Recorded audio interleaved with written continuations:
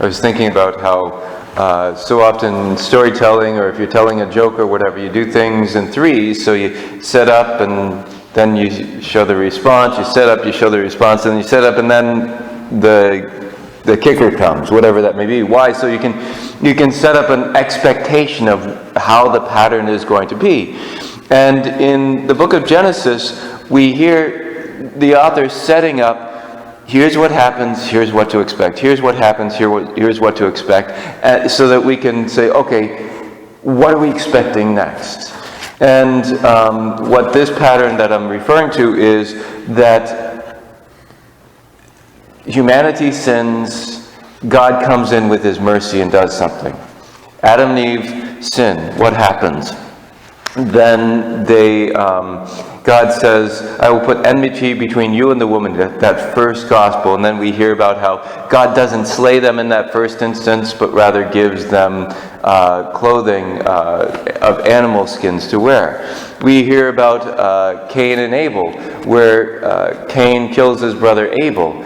And God shows mercy. Instead of killing Cain, he actually marks him with a sign to protect him. That we see this, the world is broken and he sends a flood, but he's got Noah. So we see these different things in Lamech and all these things going out. And we hear, just before today's first reading, we hear about the Tower of Babel. And you remember the Tower of Babel, that all the world comes together and says, we're going to build this ziggurat, this tower to the sky. And basically saying, we don't need God.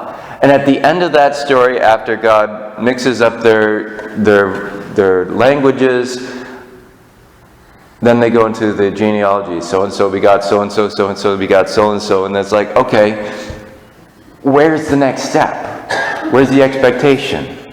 The Lord said to Abram, that's the setup for now the Abraham cycle. Expectation that God is now moving in his mercy, first through Abram, then through his family, then through the clans, then through the nation. He says, I will make a great nation of you, your name will be great, and all the communities of the earth shall find blessing in you. And it's true. Because in Jesus, son of David, son of Abraham, all the world finds blessing in him. And so we have this whole great setup as the Lord is saying, okay, I have this plan to show my mercy. To show my mercy to the peoples. The question is, are we like Abraham? Are we like Abram, who will say yes to God when he calls? Now, and I was pondering over this last night as I was thinking through these readings. Abram was 75 years old when he left Haran. Now, we know this. We've heard this before. But it's like 75. Really? 75. When Father Kelly turned 75, he retired.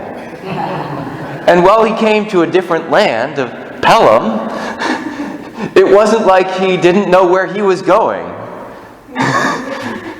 He had a place to stay.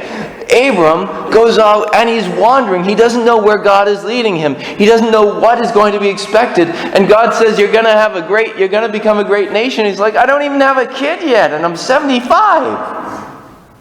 From what I've been told by grandparents who have to take care of their grandkids for the weekend, they tell me, parenting is a young person's sport. And, I mean, Abram is how old when he finally has his children? First he has, I can't even remember his name. Then he has Isaac at 100 years old. I mean, think about it. But he trusted the Lord. He said yes to the Lord. When God said go, he went.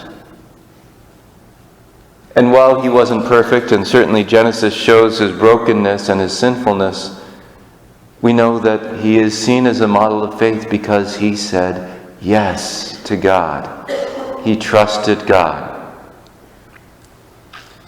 And he's inviting us to trust God and his mercy, that he is moving in our lives here, today.